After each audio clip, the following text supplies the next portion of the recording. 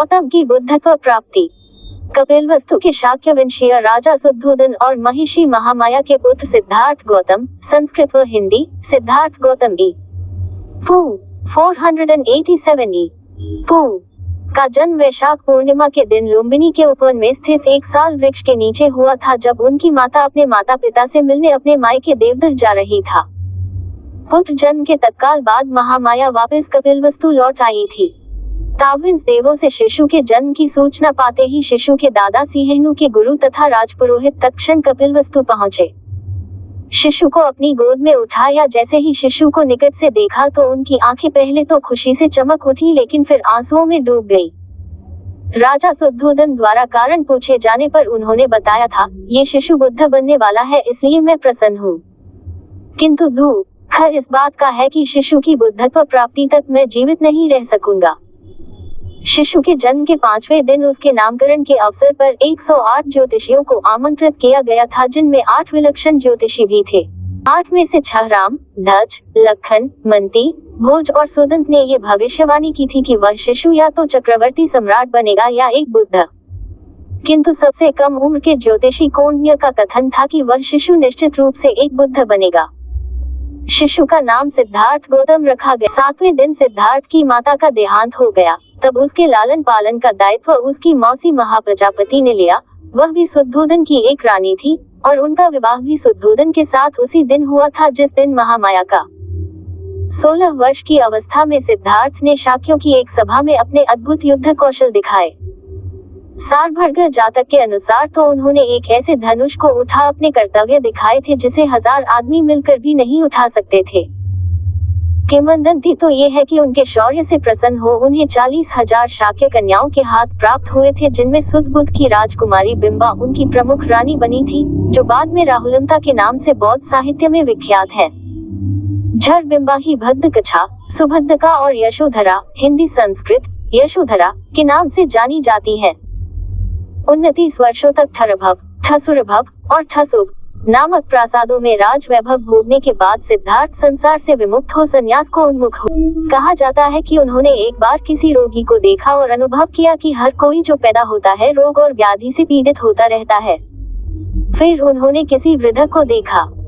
इससे उन्हें यह विदित हुआ कि हर कोई जो जन्म लेता है कालांतर में वृद्ध भी होता है, तथा उसके हाथ पैर शिथिल और जर्जर हो जाते हैं। फिर जब उन्होंने एक मृत को देखा तो ये ज्ञान पाया कि हर कोई जो जन्म लेता है एक दिन मृत हो अपने संसार और नश्वर शरीर को भी छोड़ जाता है, तब सारे सुख सुविधाओं और वैभव की वस्तुएं निरर्थक हो जाती है।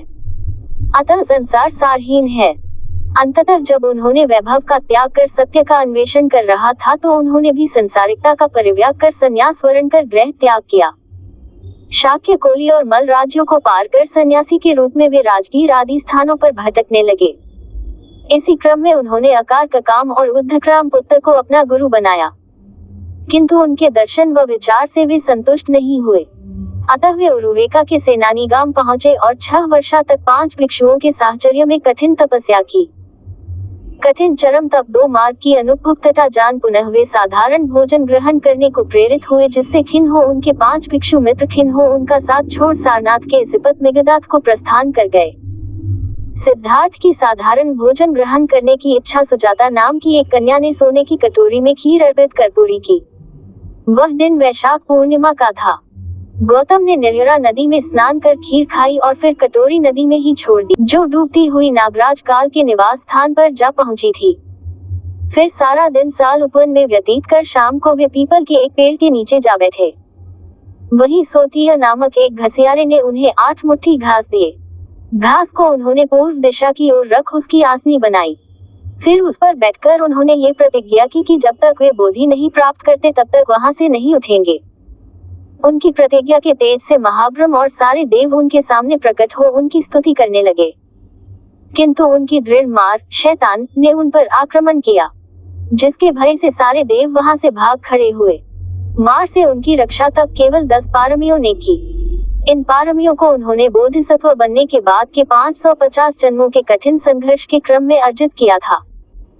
पारमी 10 होते हैं दान, शील, नेक्खम या नौकमर्म, प्रज्ञा, वीर्य, खंती या धैर्य, सत्य, अधिष्ठान, मेता या मैत्रेय और उपेक्षा या संभाव अथवा अनासक्ति। गौतम से परास्त हो जब मार और उसकी सेनाएं भाग खड़ी हुई तो सारे देवों ने विजेता की जय जयकार की। तप में लीन गौतम ने रात के पहले प्रहर में अपने पूर्व जन्मों को जाना, दूसरे प्रहर में दिव्य चक्षु को पाया, तीसरे प्रहर में परिच्छिन्नोत्पाद के ज्ञान को और अंततः प्रत्यूष काल में संबोधि की प्राप्ति की। ज्ञान को जिससे वे पिछे प्रत्येक बुद्ध बने। परिच्छिन्नोत्पाद के सिद्धांत का सुखद मनन उन्होंने प्रथम 7 दिनों तक उसी बोधि वृक्ष के नीचे बैठ किया। दूसरा सप्ताह उन्होंने अजपाल निग्रोध वृक्ष के नीचे बिताया, जहां उनकी भेंट एक घमंडी ब्राह्मण से हुई थी और जहां उन्होंने मार की तीनों कन्याओं को परास्त किया था। उन कन्याओं के नाम तृष्णा, आरती और राग थे। तीसरा सप्ताह उन्होंने मुचलिंद तालाब में नागराज मुचलिंद के फनों के नीचे बैठ बिताया था। चौथे सप्ताह वे राजायतन पेड़ के नीचे बैठे रहे, जहां उन्होंने तपुस और मल्लिक को बिना किसी देखना सुनाए ही अपना अनुयायी बनाया। तत्पश्चात ब्रह्मसहम्पति के आग्रह पर उन्होंने पीड़ित मानव के उत्थान के लिए धम्मचक्कपनत्तन का निश्चय किया। दूसरों के उत्थान की प्रतिज्ञा से वे सबन्यु सर्वज्ञ बुद्ध कहलाए। तब अपनी धम्म देशना के प्रवर्तन हेतु अपने 5 तपस्वी मित्रों को योग्य पाया, जो उन दिनों वाराणसी के इसिपतन मिगदाय में वास कर रहे थे। इस धम्म चक्र प्रवर्तन की महत्ता को अशोककालीन सारनाथ सिंह स्तंभ में दर्शाया गया है, जो आज भारतीय गणराज्य का राजकीय चिन्ह है। 4 मुख वाला वह सिंह स्तंभ बुद्ध के धम्म या देशना का सिंहनाद आज भी हर दिशा में गुंजाता प्रतीत होता है। पुनः सिंह स्तंभ में अंकित चक्र, जो अशोक चक्र के नाम से जाना जाता है, आज जो भारतीय राष्ट्रीय ध्वज पर बड़े गौरव से लहराता रहता है, वस्तुतः धर्म चक्र का ही प्रतीक है।